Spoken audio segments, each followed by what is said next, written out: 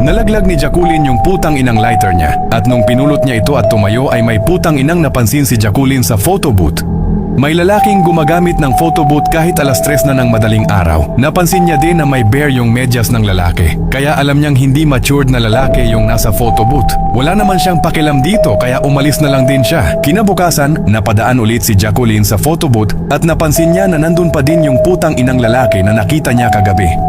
Nagtataka na siya at natatakot dahil tila ba ay hindi ito umalis sa loob simula pa kagabi. Malilate na sa trabaho si Jacqueline kaya pumasok na lang siya at tinanggal niya muna sa isip ito. Pero nung break time nila ay naiisip pa din ni Jacqueline yung nakita niya kaya chinika na niya ito sa kanyang workmate at sinabi niya na baka multo yung nakita niya. Sinabihan naman siya ng kanyang workmate na wag na lang daw muna doon dumaan para sa safety niya din.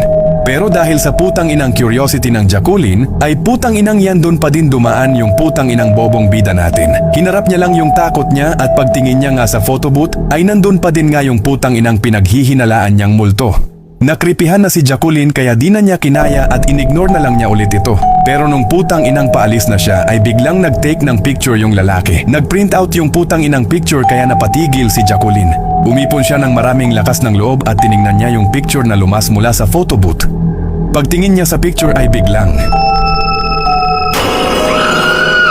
Tapos sa likod niya ay unti-unting bumukas yung kurtina at bigla mong nakita na may mahal na pala siyang iba. Putang ina naman, alam mong may bago na siyang iba pero umaasa ka pa ding magiging kayo pa din sa dulo. Putang ina, tama na. It's time para sarili mo naman ang mahalin mo.